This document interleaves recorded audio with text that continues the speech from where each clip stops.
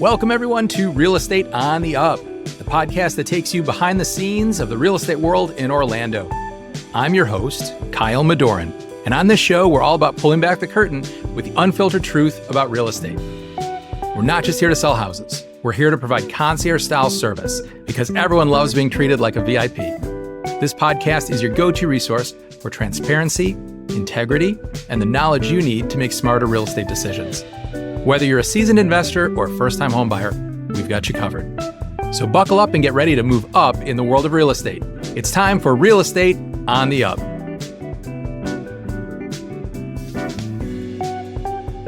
Florence Zimmerman is a realtor who exploded onto the local Orlando real estate scene in 2019. And for an agent of her age, she has achieved tremendous growth and received incredible accolades, including being named to the 30 under 30 list by the National Association of Realtors. I'm excited for her to share her perspective, and I think whether you're a consumer or an agent yourself, you'll have a lot to digest from our conversation today. So here she is. Let's welcome to the show, Florence Zimmerman. Hello, how are you? I am doing excellent. Thank you so much for joining us today. Thanks for having me. Super excited. Absolutely. Yeah. No, this is going to be great because I think, especially with your perspective, very youthful perspective in what we do, it's something that I think people will like to hear because we think of very often in the public as real estate agents being sort of an aging population. A lot of agents are getting near retirement age. And so it's great to have fresh blood in the industry, a youthful perspective of what we do. So having you share your perspective and your vast knowledge that you've accumulated over the last few years, it's going to be really, really helpful, whether we have agents listening or people from the public who are buyers or sellers. So I'm very excited to chat today. Yes, I'm super excited as well. Good. So tell us a little bit about your background, because I know you've worked in several different markets in real estate. Yes, so I started my career actually out of the San Francisco Bay Area. So I was born into real estate. I like to say my parents have been in the industry for 25 years. So that's where I started my career, in the San Francisco Bay Area. I actually started on the ops side of things. So I was helping my parents with basically anything on the back end in terms of paperwork to staging, going with them on appointments. And at the time, they were a husband and wife team, and they were closing anywhere between 50 and 60 transactions. So I was with them for about a year and a half. And I like to say that's honestly the best introduction to real estate. It lets you just get your feet wet into a bunch of different things. And I don't think if it was for that experience, I would have hit the ground running as quickly as I did when I moved here to Florida.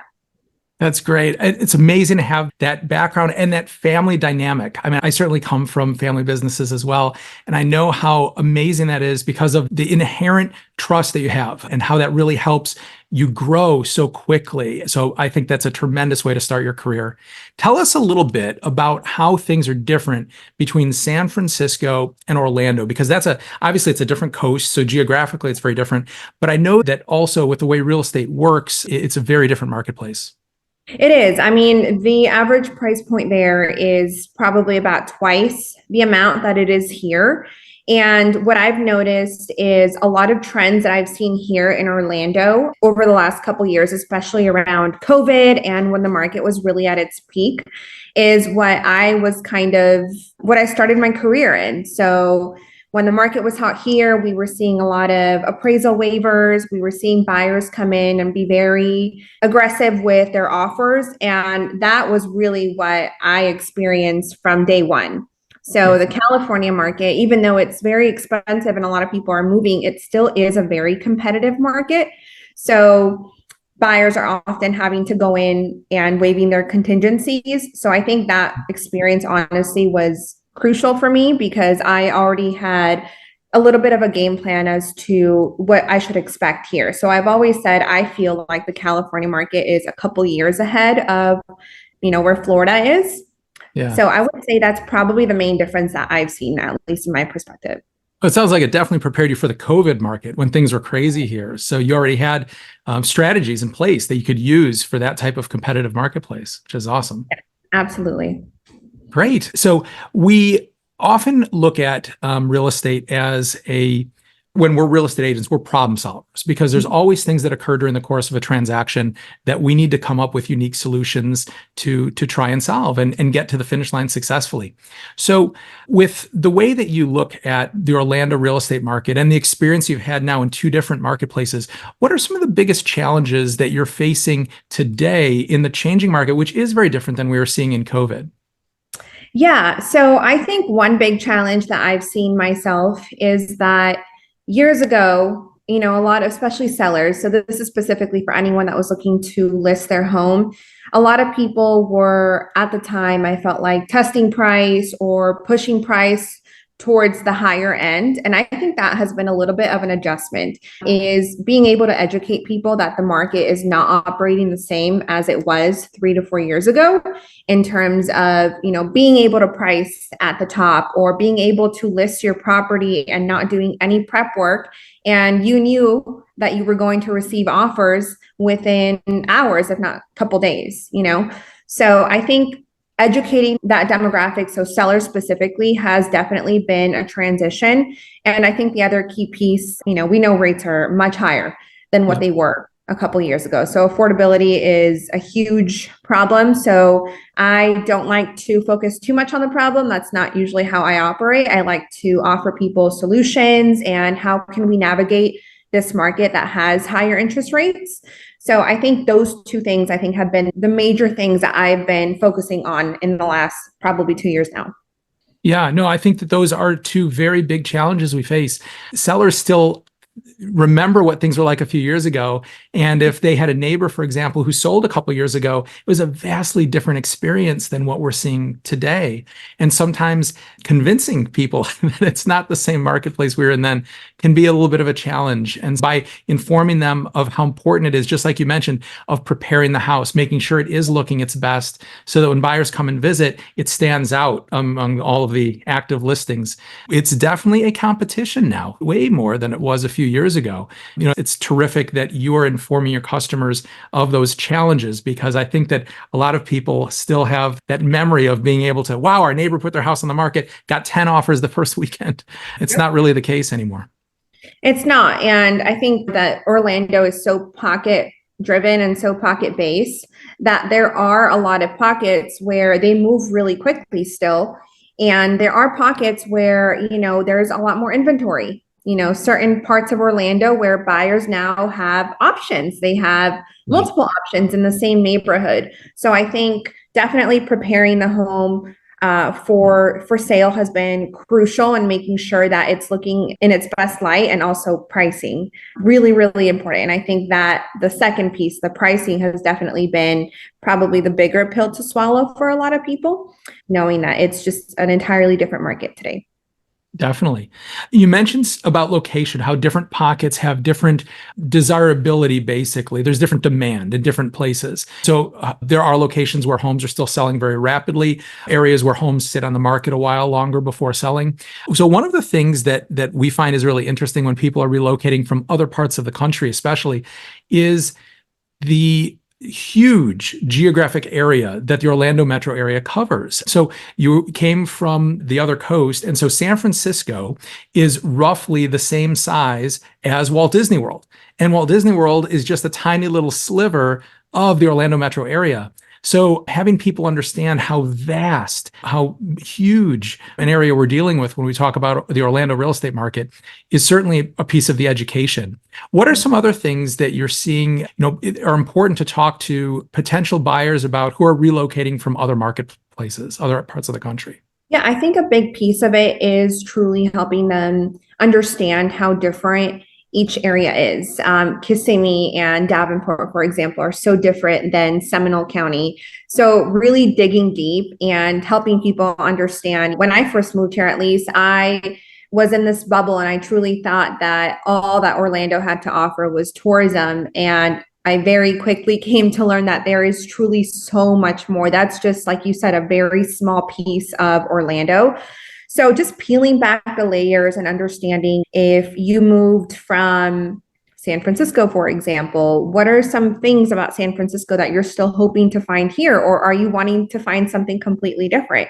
So just peeling back the layers, asking a lot of questions and getting them familiarized as well with price points here, especially for certain locations, coming from California or the Northeast, where their average price point is just so much different than ours. I think that has really been important. Yeah, absolutely. Location definitely makes a big difference when you're talking about pricing. And when you are having conversations with sellers, you mentioned before how pricing strategically is so important when you're going to sell.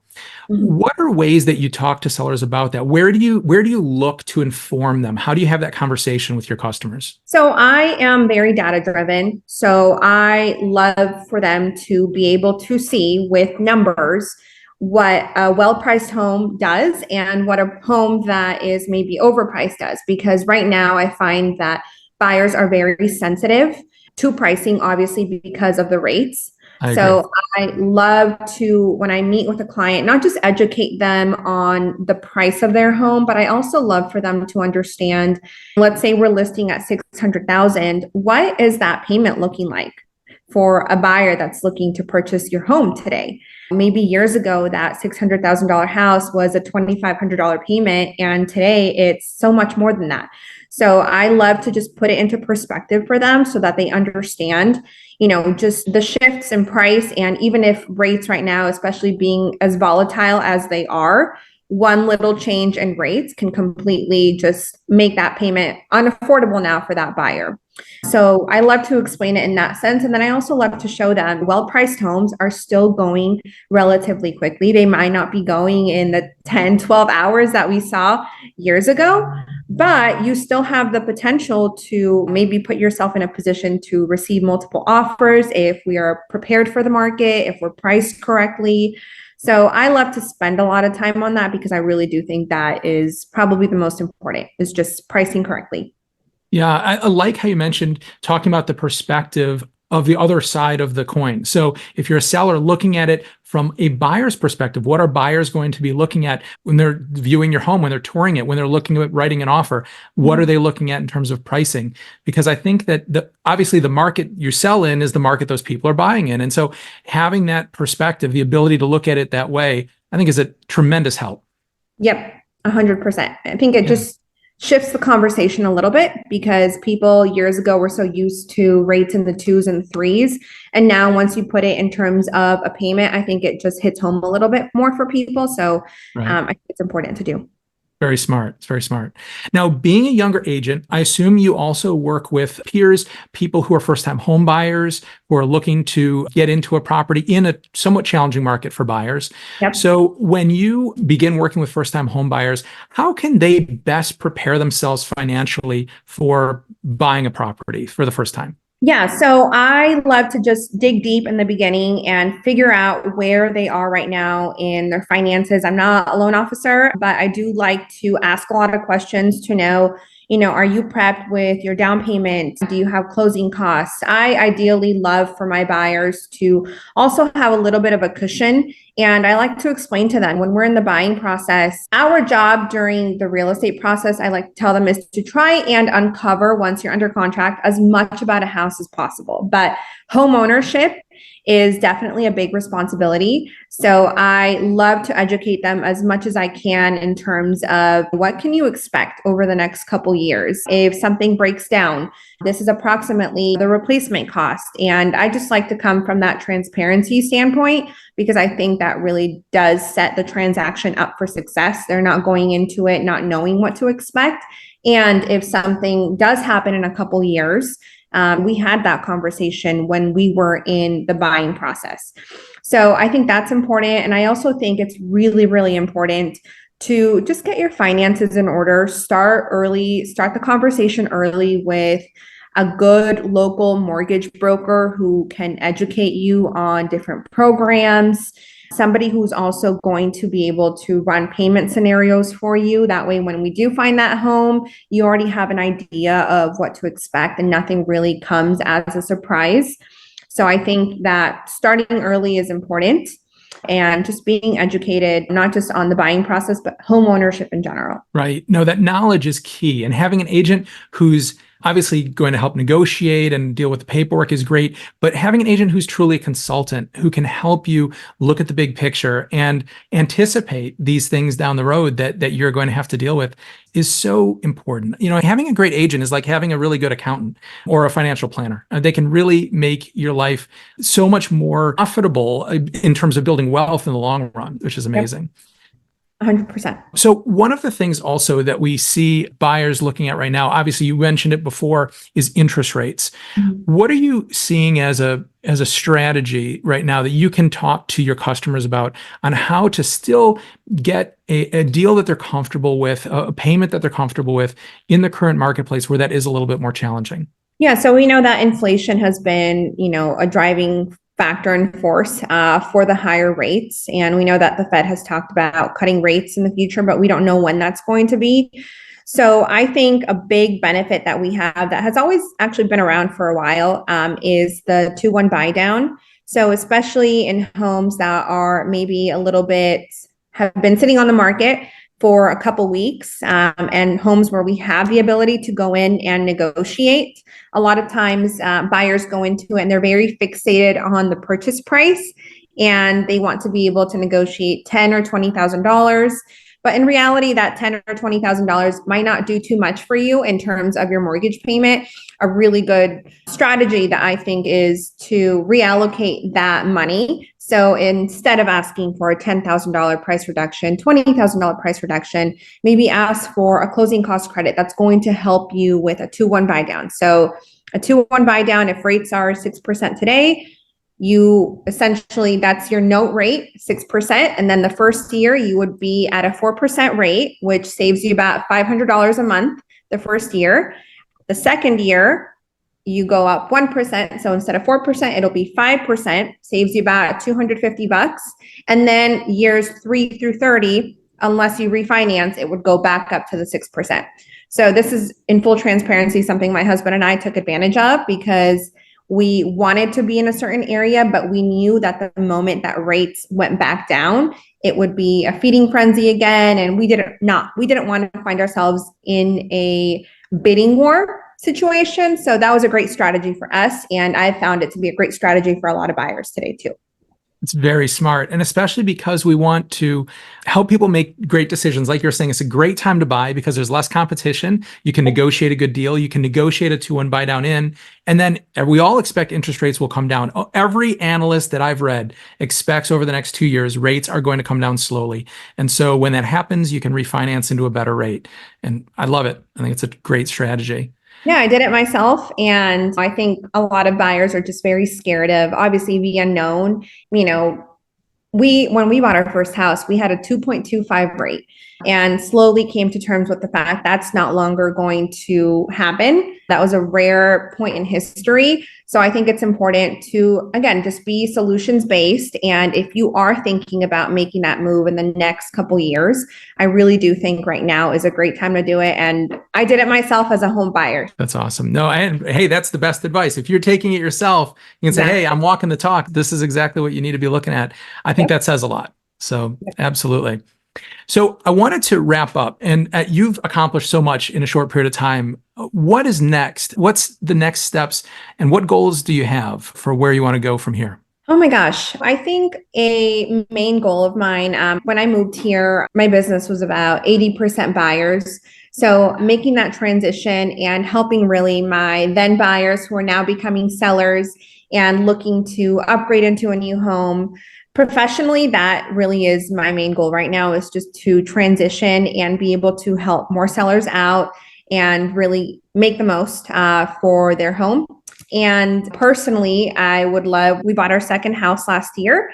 So house number 3 is my personal goal, and something that we've been doing, which is my goal in the next couple of years, is we bought our first house, we left it rented out. It's extremely profitable for us today, and we hope that in the next couple of years we can do that with this home today. Also be able to upgrade into our next home and, start building our real estate portfolio.